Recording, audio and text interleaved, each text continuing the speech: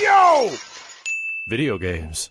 So what are my initial impressions of Tears of the Kingdom? My initial thoughts is this. If you're a fan of Breath of the Wild, you're going to be a fan of Tears of the Kingdom. Is that Tears of the Kingdom is as every bit as good as Breath of the Wild. It is no better, no worse. Now that basically, and that goes for if you love it or if you didn't like Breath of the Wild. If you were underwhelmed or disappointed or you had issues with Breath of the Wild, Tears of the Kingdom will not address any of them. Every issue that people had with Breath of the Wild is still in Tears of the Kingdom. It is no different in that front. It is very much the same game, but with a complete new set of abilities. It's basically Breath of the Wild, where they basically swapped out one set of magic abilities for a new set of magic abilities, and they remixed some of the world. I think the only thing that's like really truly sort of a bit of a buzzkill that wasn't in the original game is that the complete sense of newness and discovery and what's over there is gone from this game. You just don't have the sense of discovery in this game because it is the same map. It is remixed, and now it is no longer what does this look like, what does that look like. It is okay. So how did this change, or what thing did they move around on the map here? It's like you no longer wonder, what do the Gerudos look like in this game? What do the Zoras? What do the Ritos? They all look the same. The town's in the same space. It's the same town. Something's probably happened to it. You know, something's changed or mixed it up, but it is not a complete brand new experience anymore. So you do not have that sort of like, what does this look like? What is this going to be like?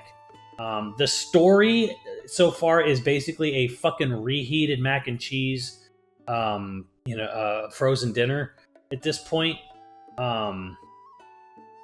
It's like there's more story. Technically, there's more cinematics, but there's a lot less. I mean, there's not a lot less, but there's just it's not really anything different from any other Zelda game. It's very much just sort of like a reheated version of every basic Zelda game, you know, all the time. Zelda's kind of going into this sort of Star Fox phase where they sort of just kind of like reheat. I mean, you can argue they've been reheating it since Zelda 1 or Link to the Past, and that's kind of true. But it would used to be like, you'd make a Zelda game, you'd make a wild fucking tangent game that had no connect, like it was wildly different from the last. Then you'd go back to doing then you reheat, wild tangent, reheat, wild tangent. And let me give you an example. Is like Link to the Past is kind of like Zelda 1, wild new game. Zelda 2, complete random tangent, like complete different thing. Link to the Past, very much a reheat of Zelda 1. Link's Awakening, no Zelda, no Ganondorf, no Triforce, no Hyrule. Wild fucking tangent of a storyline and setting. Then they go to Ocarina of Time, basically reheating it again. Then they go to Majora's Mask, a wild wild new thing from Ocarina of Time. And then they go to Wind Waker, which is kind of a reheat, but Wind Waker is actually kind of unique. And then you had the Oracle games, in between that, and then you had some other games like Phantom Hourglass, which is kind of like a fucking. Was more of a sequel, like another not Hyrule, not Triforce thing. And then you go back to Twilight Princess. It's kind of like a reheat of it, right? And then you do Spirit Tracks or whatever. So,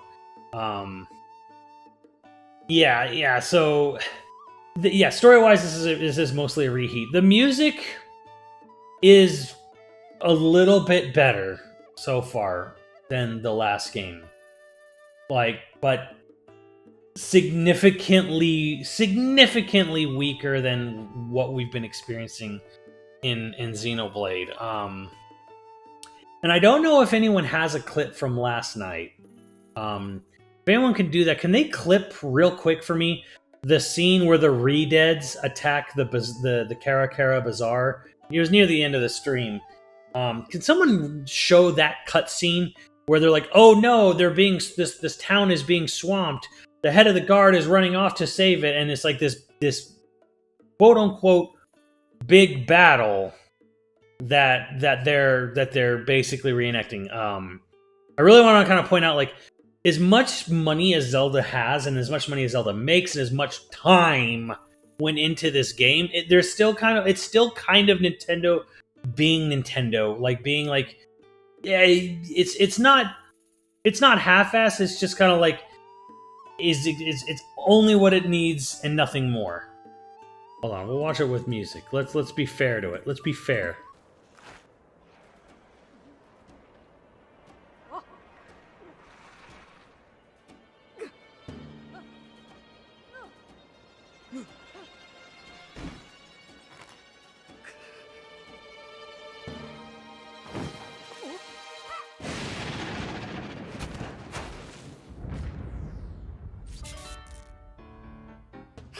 Like how there was like 2 fucking Gibdos that she killed. Like 3 were attacking.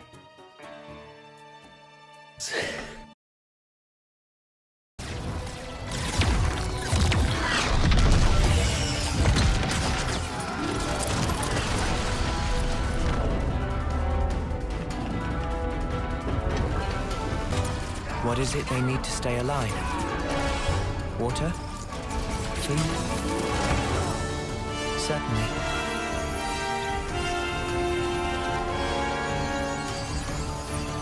But what we need most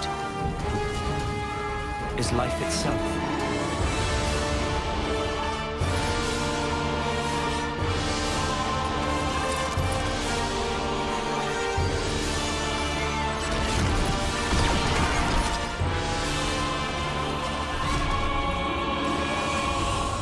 Taking each other's lives, with the taken flames becoming your own in turn.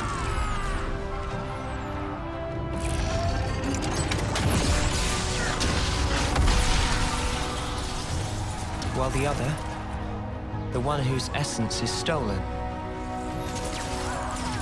leaves only a husk.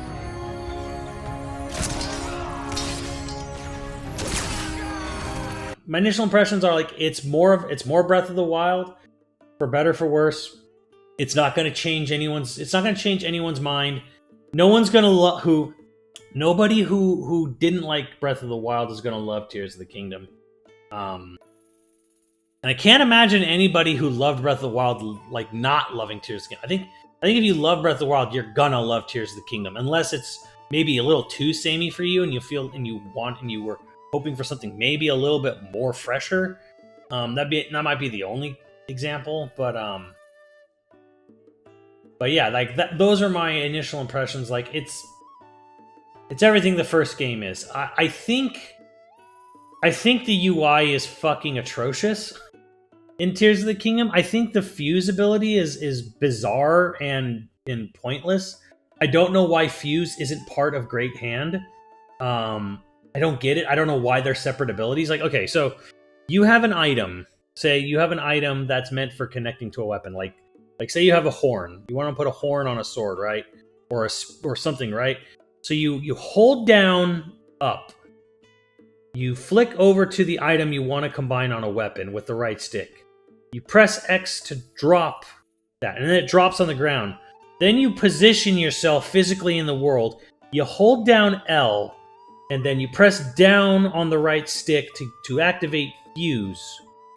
But before you do that, after you drop the item, hold down right on the D-pad, flick over to the weapon you want. Now you have the weapon. Then you hold down L, you flick down to initiate fuse, and then you stand over this item you dropped physically into the environment and press Y to attach it to the weapon. Now you have your fused weapon. I don't know why you couldn't just open the menu, the item menu, and just click attached, and then that would like literally take the item, put it up in the corner of your screen, and then it goes to the weapons, and then you click the weapon, and then it attaches. I don't understand why the UI is as fucking stupid as it is in this game.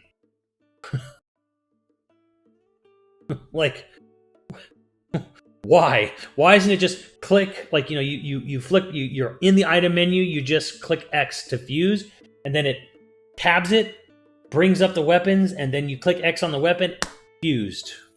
That's it. That's all it had to do. So to wrap this up and add a little bit more to it, I do think the game is actually very good. I don't think this is a bad game by any means, and I think it would be wrong to say that it's a low effort or low quality title. I think it's actually a very good game. I think that there's a lot of things that are very good. I mean, the map is still great. It is a still wonderfully designed world. There are lots of interesting secrets to explore. The underground is kind of neat, but it so far it feels to me a little bit like it's initially really cool, but then kind of like wears off its wonderment kind of quickly. The islands in the sky we'll see how they go, because again, these are only like early day impressions. But I do think it's a really fun time. It's obviously a blast to see what people are coming up with on their own. But it does seem a little bit like the Ultra Hand ability to connect stuff was like the greatest focus of the game, because the other abilities are cool and useful, but like everything seems to be really tied to that. But yeah, either way, I'm actually having a decent time playing the game. I'm kind of like, we're gonna see how long it takes before the sort of magic wears off. I'm really interested to see how the not just the shrines, but the greater dungeons feel, and the bosses and all that stuff. I know there's not necessarily a ton of them, but hey, I'm very happy, that they came out and were like, hey, yeah, we got big environmental dungeons back. So, yeah, to just sort of like cap it off, like the UI is really weird and cumbersome. I don't understand why Fuse is a separate ability. I don't know why it's so clunky to use. Rewind's cool, but it kind of feels sort of just like an offshoot of the time freeze we had last time. Ascend is so far just, yeah, Ascend feels more like a get out of jail free, or we don't know how to make a solution to this puzzle, just use Ascend. That's probably the most weirdest ability that I've encountered so far. We'll see if it has any more like interesting uses in the future. But yeah, everything's all about connecting, building, building your own little like walking death, stick figure mech armored monster. But yeah, it's an interesting take. It's an interesting game, I guess. It's a game with interesting abilities. Let's go with that. Like it's a Zelda game with very interesting abilities. But yeah, like the story, the music still leave a little bit to be desired, maybe a lot to be desired. But at the end of the day, I'm having fun. I think it's a good game. I think if you're really into Breath of the Wild, you're gonna fucking love this game.